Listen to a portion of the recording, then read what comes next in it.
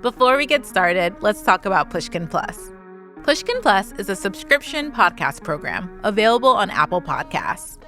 Members will get access to exclusive bonus content, like my weekly bookmarks, where I talk about how I got a book agent and what I'm watching on TV that week.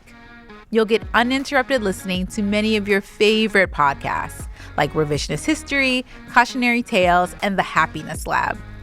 Sign up for Pushkin Plus and Apple Podcast subscriptions.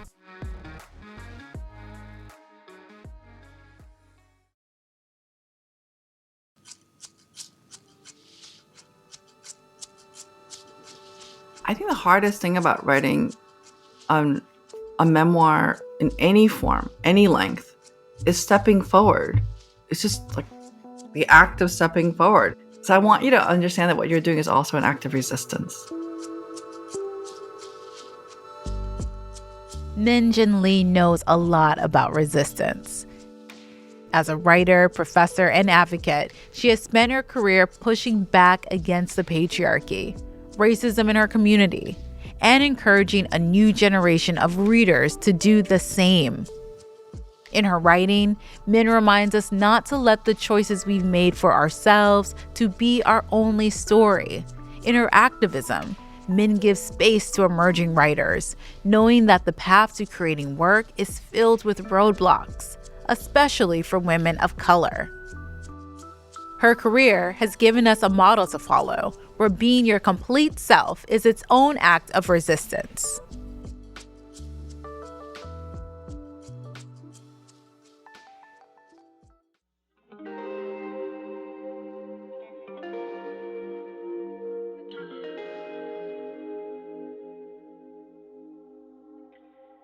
Welcome to Well-Read Black Girl, the literary kickback you didn't know you needed.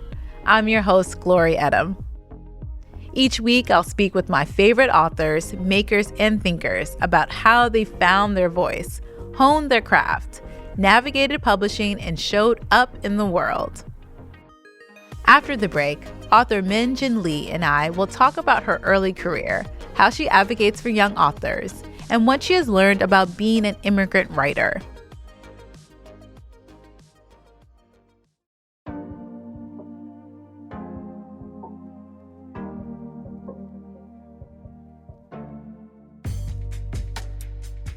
Jin Lee was a student of bell hooks, not just in the classroom, but in life. Immigrating to the U.S. when she was 7 years old, growing up in Queens, New York, Lee was a young lawyer before she left to follow her calling, becoming a writer.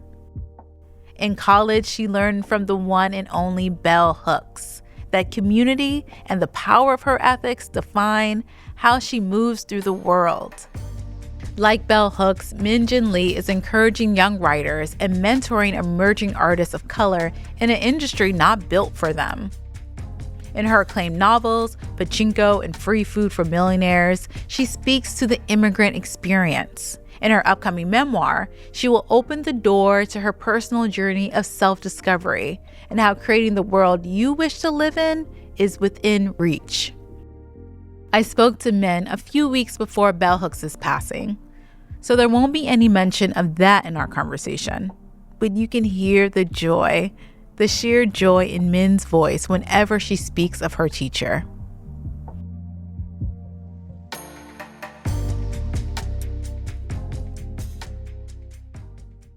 I remember the first time meeting you.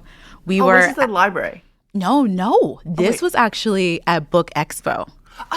Yes, we were at 100 Book years Expo. ago. I know. And I remember this was like the very beginning of Well-Read Black Girl. And I was like so nervous. I was like, I'm going to have lunch with Min. Like, what do I do? Like, should I bring something? And you were just so kind and so generous because I was struggling. Like, I don't belong. People aren't going to take me seriously. And you were just like, stop it. You're here. You're enough. And you belong here. And this was in the first 5 minutes of us meeting each other. Oh, well, it's funny because whenever I see young folks going out there and doing things they want to do, I just feel like, what can I do to build some part of your scaffolding? Because I didn't have so much of that in my publishing career. I think that is what keeps you at the forefront creatively and otherwise, because you're thinking in a way that's progressive. It's moving us forward. Oh, thank you. It's so interesting because you're not only a phenomenal writer, you're also an incredible lawyer as well. And your trajectory has just had so many unconventional turns. Yeah, weird. But can we start at the beginning on how you even decided to write this story? How you even changed from becoming a lawyer to being a writer? Oh gosh, I was 25 when I was really unhappy as a lawyer. Wow. And then okay. 26, I was still working really hard as a lawyer. And then one day I got a really super hard assignment after finishing another super hard assignment. I had billed 300 hours in the office in a month. Mm-hmm. And I thought, I can't do this anymore. I can't do this anymore. And then I wrote my first novel, which got rejected everywhere. I wrote a second novel, which was a precursor to Pachinko. And then I wrote another novel, which became Free Food for Millionaires, which I published in 2007. So I quit in 1995. Mm-hmm. And then I published in 2007, which means it took 12 years to publish a book. So when I seem grateful to have published 2 books, it comes out of the space of it takes longer for us. Yeah. It just takes longer for us. It takes longer for women. It takes longer for women of color. It takes longer for people of color. It takes longer if you don't have connections, Mm-hmm. if you don't have powerful friends. And it's fine. You just keep going. You just keep going. But what motivated me to write Pachinko, which is my second book, was a story that I heard in college, and I carried that with me. Yeah, I love the first line of Pachinko. History has failed us, but no matter. And I'm thinking so much of the present moment and the work that you do as, I mean, would you call yourself a historian? Oh, golly. That's a real honorific for me because I have so much respect for history and for historians. I try to approach it like a journalist, historian, sociologist, anthropologist, and a little bit like a legal person Mm-hmm. because I'm so pissed about everything. Like, I'm so angry about everything around the world because I'm so disappointed. People don't think I'm an angry person when they meet me, but inside I'm pissed. I just want you to know that. Behind this smile, I'm really angry because I think things are so unfair. Yeah. I think things are so unfair. And I think it's because I'm so attached to fairness for the world, for everybody. And I'm trying to figure out, well, how does my work as a writer approach that? What can I do to sort of create change? And somewhere along the line, I've decided that somehow telling stories, either in fiction or in nonfiction, we can approach a new reality. So even though I'm writing history for my second book, in a way, I'm actually creating a new version of the world that I want. Yes, yes. I'm the same way. I really believe in moving towards things that will, impact your life for the good. Because I think that, there's something to be said about this responsibility of telling stories when it comes to being a person of color, being a Black woman, and to tell them accurately, right? Yeah. To make sure we're represented in a right way, because we know what it's like to have our history forgotten and erased and to be not cited. So in a lot of ways, we are using our writing to correct the historical record. We're thinking of our collective communities and we're using terms like writer of color, Asian American, African American. Can you talk about what it's meant for you to really, interact with those terms, whether it's writer of color or Asian American, and to what extent those have been, identity markers for you, or even shaped how you see yourself and how you share your work with the world? I think there are many, many, many writers in my respective community who really hate those terms. Hate it. Yeah. They'll say, don't call me an immigrant writer. Don't call me an Asian American writer. Don't call me a feminist. Don't call me this. And I understand that. I totally understand that. But I am an immigrant writer. I am a daughter of a refugee. I lean into it. I lean into it because I like being Korean a lot. I'm not saying they don't. I'm not leaving it at the door. Like, I'm a Presbyterian. It's like a really weird thing in my community that I go to church, but it is who I am. It is the way I think about the world. And I have just decided that that's just the way I work, and I like it. I read about Korean people, and yes, they're people too, but they're also Korean people. It's a Right. very specific thing. I think the way we're understood is something that we can control somewhat, but not 100%. Hmm. But I feel a very strong sense of getting things right. I do. I am going to share a quote with you, one of my favorite quotes. Sometimes people try to destroy you precisely because they recognize your power, not because they don't see it, but because they see it and they don't want it to exist. And that is from the one and only Bell Hooks, who is your professor at one point and one Yes. of the writers that influences you. Oh my gosh. Oh my gosh. Well, just so much respect for Bell Hooks. What a pioneer of thinking. What a pioneer of intellectual magnitude. And I feel like she really doesn't get the kind of credit that she deserves. Do you have like a memory of being in Bell Hooks' class or anything that you'd like to share with us? Oh, I took 2 of her classes. So I remember being a young person thinking, my life is changing. My life is changing because I value my thoughts as a thinker. Now, that may seem like a dumb thing for other people, but for me, I didn't see myself as an intellectual. Like, witnessing Bell Hooks, Gloria Watkins, honoring our thoughts collectively and individually, and thinking about what we said really seriously, you start to wonder, oh, maybe I matter. Like, maybe the things that I say matter. And it wasn't like when I was a child or even a young person, people walked around saying like, "Oh, tell me, what do you think?" They weren't waiting for my great thoughts or my great words. So in a way, to be in the presence of such a great mind, it's really quite an honor. And she was so clear about the brilliance of the literature created by Black women in this country. And she made us see the books not just for what they are, beautiful artworks, but also contextually. And I think that really changed me. It really, really changed me. And I didn't even know I was being changed in that moment. And that's the Hmm. power that you have as a great person, I think. Yeah.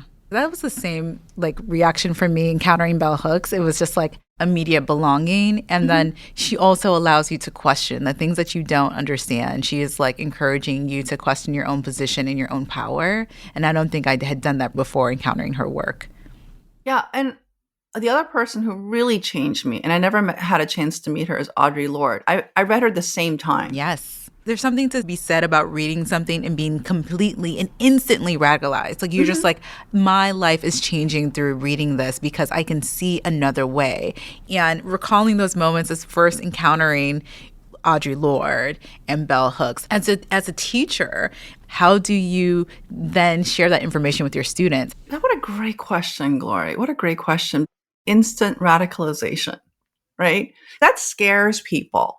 And I'm like, no, no, no, no. You need this like you need water and air. And it's not radicalization of the way people think of something scary. Mm-hmm. It's a wonderful, powerful thing. Yeah. And I want to talk about the importance of Audre Lorde's work and Bell Hooks's work, and the other person's Kimberly Crenshaw. And the word, just the one word, intersectionality. Yes. Just that one word. If you understand that one word, you can understand why your life is complicated Yeah. and how your identities are so complicated. And it's a good thing, not a bad thing. And I can't leave parts of it at the door whenever you just want me to. Yes. I got to bring it in. And I think the way they have advanced philosophy and thought in the world is not being acknowledged. So, Yes. to go back to your question, how do I share this enthusiasm with my students? Is I say exactly what I just said to you right now, which is please don't be scared. Please don't politicize it in a negative way just because you don't understand it. And also because white supremacy prohibits us from thinking about women of color and BIPOC women as philosophers, Mm-hmm. as intellectual thought leaders. that's going to prevent you from getting your superpowers. Because I always think, hey, you want knowledge from everywhere. And then you want to give it credit around the globe, not just in a little tiny shelf in a bookstore.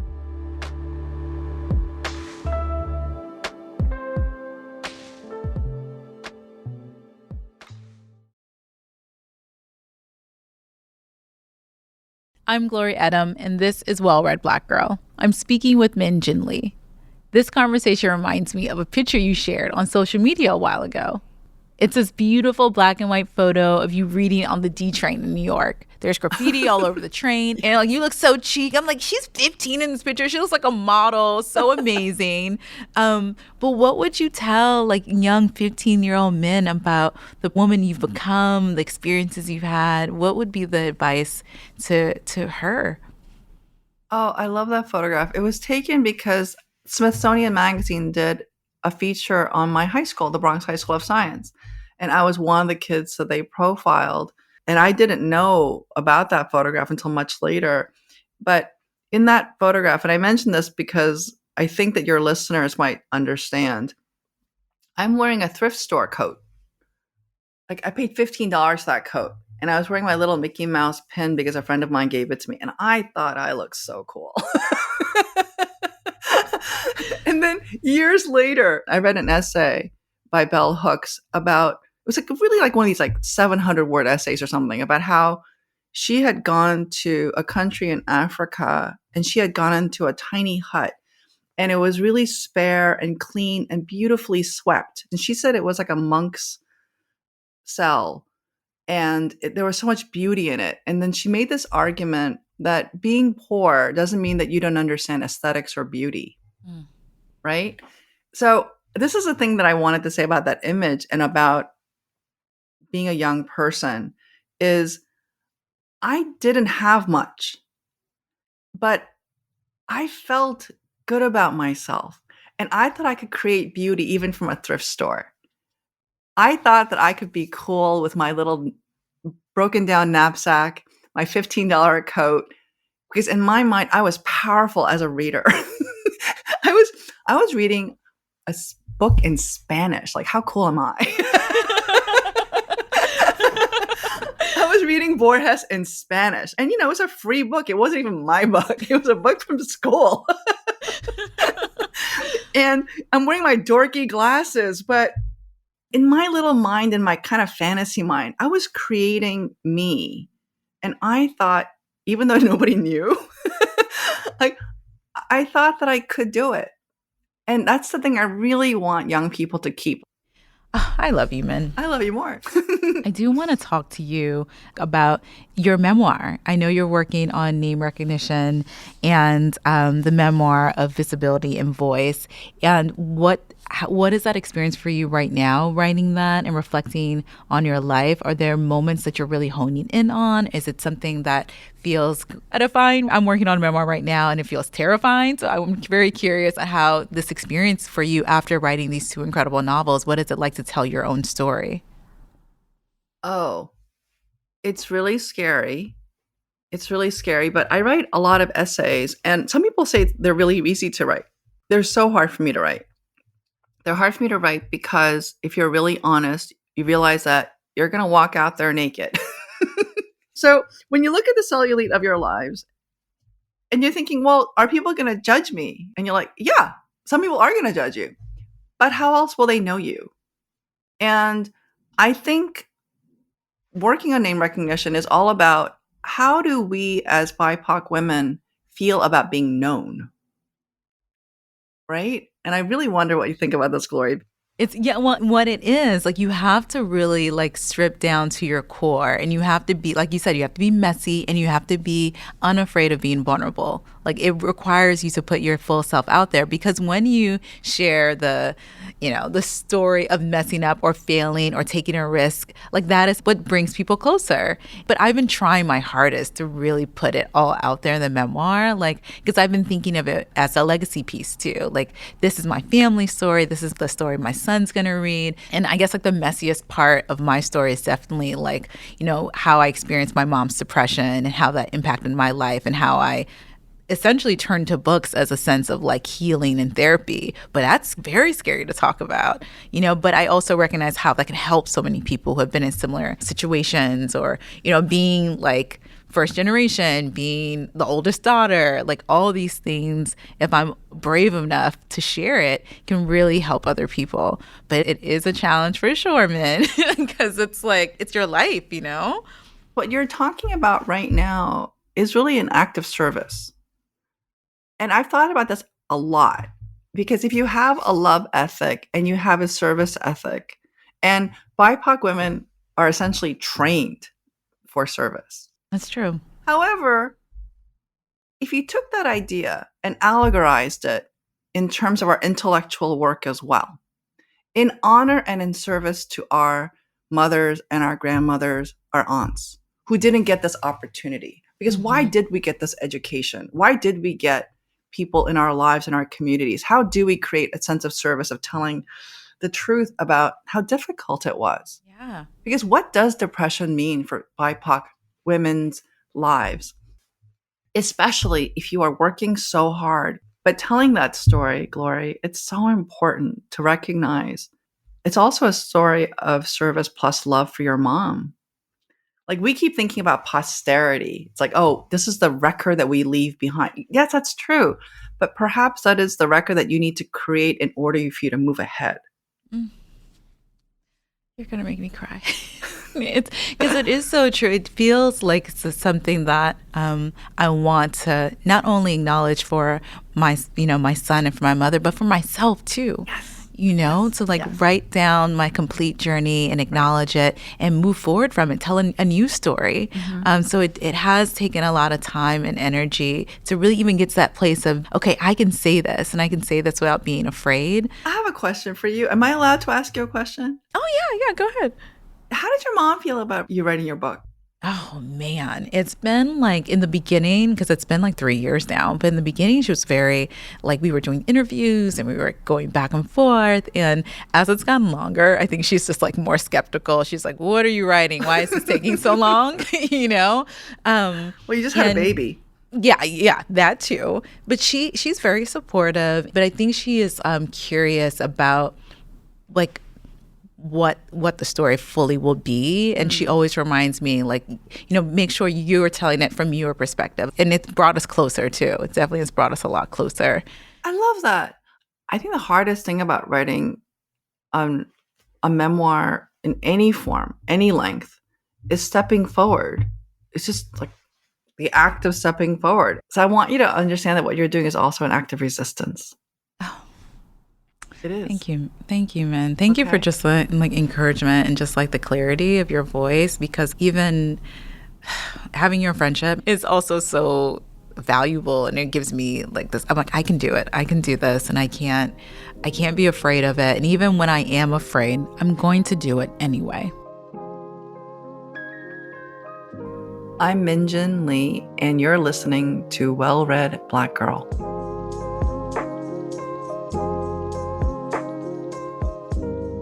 Oh, we're going to do rapid fire questions. Oh, okay. That's what we're going to do. We're going to do some fun questions that are going to be like boom, boom, boom. Okay. First thing, name 3 things on your desk. Teapot, earplugs, and my Bible. Awesome. What are your top 3 favorite pieces of candy? I love Snickers.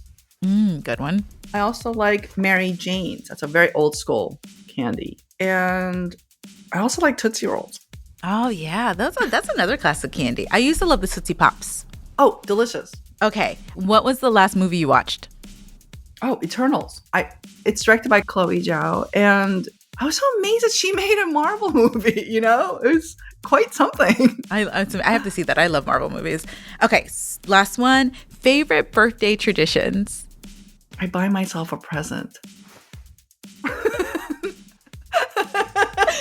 Is it like something lavish, or is it just like something like you're like, I have to get myself a present every year? I'll buy something really nice. I will. And I think it's because I grew up without having any birthday parties and hardly any presents, like just because my parents were always working and we didn't have money. And now that I'm older, like I'll just go out and get myself what I like. And I think it's to stave off being disappointed. There's a little bit of that. I'm really worried that I'll be disappointed. I'll be like, I'm going to take care of this by myself. So, I'm sorry if that sounds unexpected and probably not terribly optimistic, but no, it's so funny. Maybe it's like the Scorpio in you, because I do something similar where I give our family, we do an exchange and we basically give a list of 3 things. We're like, these are the 3 things that I like. And to surprise me, you pick one of the 3 things. I'm going to control my surprise menu. Right. So I'm still surprised, but these are the 3 things. So we do that every year. That's like how we do our holiday gifts. We have to do our goodbyes, but I don't want to say goodbye. I know. I wish I could teleport into your living room. I love you so much. I'm so grateful. I'll make you breakfast, Glory. But I'm so proud of you, Glory. I'm really proud of you. I think that you're doing such a good thing for all people of color. Yep. I do. I don't actually think it's just for our community. Our presence, our visibility, our work makes a difference for everybody. Whenever Min and I speak, I come away learning so much about writing. And to be honest, myself. Min's love ethic and her care for students, her readers, her community are so inspiring. When I first read Pachinko, I was awestruck by some of the themes she took on, like motherhood and finding your home. Her writing has continued to encourage writers and readers around the world. But what I really aspire to is her honesty.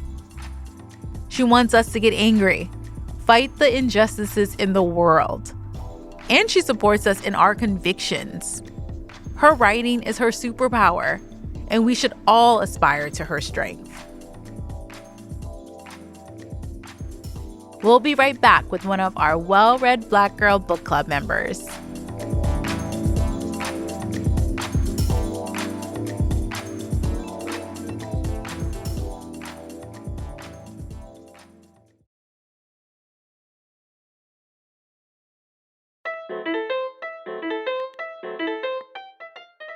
We love our community. It's what makes Well-Read Black Girl such a warm, safe space for so many readers. Right now, we're going to check in with one of our book club members, Petrushka Bazin-Larsen in Harlem.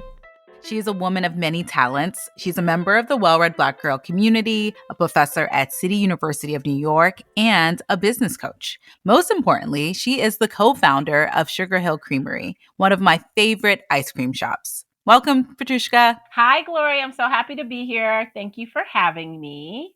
Tell me about your experience in the Well-Read Black Girl Book Club and how is it different from other book clubs you've been a part of in the past? As a person who likes to read and who has organized her own book clubs as well as been a part of others, what has been so amazing about the Well-Read Black Girl community has just been the representation, the quality of books, and the conversations that happen as a result. I am always here for a sister circle with people that I know and don't know. And that is exactly the vibe that I have always gotten when being in amidst other Well-Read Black Girl Book Club members, when they're sitting around the table talking about a text that we've all read. I love that. It makes me think of Paul Marshall and this idea of sitting around the kitchen table together. That is like the space and the energy we're always trying to cultivate. We want to be in community, but we also want to be in solidarity. Because you are a mother and you are such a wonderful community advocate, how do we get more young people, more young women, more students? Just how do we get them interested in reading? The way that we teach is by doing. We don't teach by saying. And so how do we get more young people reading? Well-read Black Girl, right? Like having spaces of community around the written word such that it's represented. So just continuing to do what you do, Glory, and inspiring others to do the same. Thank you, Petrushka. For more of our conversation, be sure to check out our bookmark series on Pushkin Plus.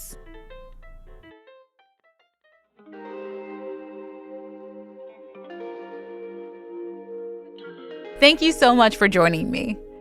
Speaking with Jin Lee about being vulnerable, about telling our own stories, and in the process discovering your own inner strength, it's actually a gift.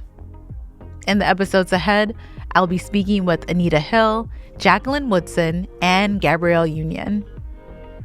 In honor of the incomparable bell hooks, whom we lost in 2021, I would leave you with these words from her. When we dare to speak in a liberatory voice, when we threaten even those who may initially claim to want our words, in the act of overcoming our fear of speech, of being seen as threatening, and the process of learning to speak as subjects, we participate in the global struggle to end domination. When we end our silence, when we speak in a liberated voice, our words connect us with anyone, anywhere who lives in silence.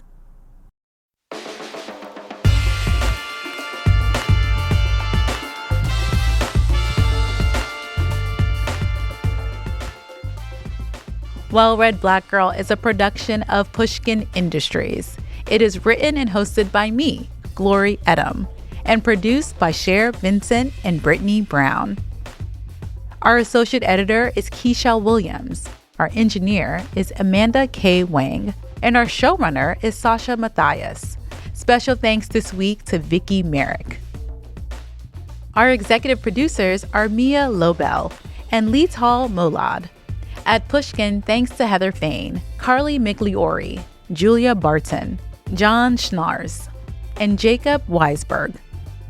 You can find me on Twitter and Instagram at WellReadBlackGirl. You can find Pushkin on all social media platforms at Pushkin Pods, and you can sign up for our newsletter at pushkin.fm. If you love this show and others from Pushkin Industries, consider subscribing to Pushkin Plus. Pushkin Plus is a podcast subscription that offers bonus content and uninterrupted listening for $4.99 a month. Look for Pushkin Plus on Apple Podcast subscriptions. And if you're already a subscriber, make sure to check out my exclusive bookmark series on Pushkin Plus, starting on February 18th. You'll hear extended interviews with book club members, bookstore owners, and more. And you get to hear what's on my mind, what's on my radar, and of course, what's on my reading list each week. To find more Pushkin podcasts, listen on iHeartRadio app, Apple Podcasts, or wherever you like to listen.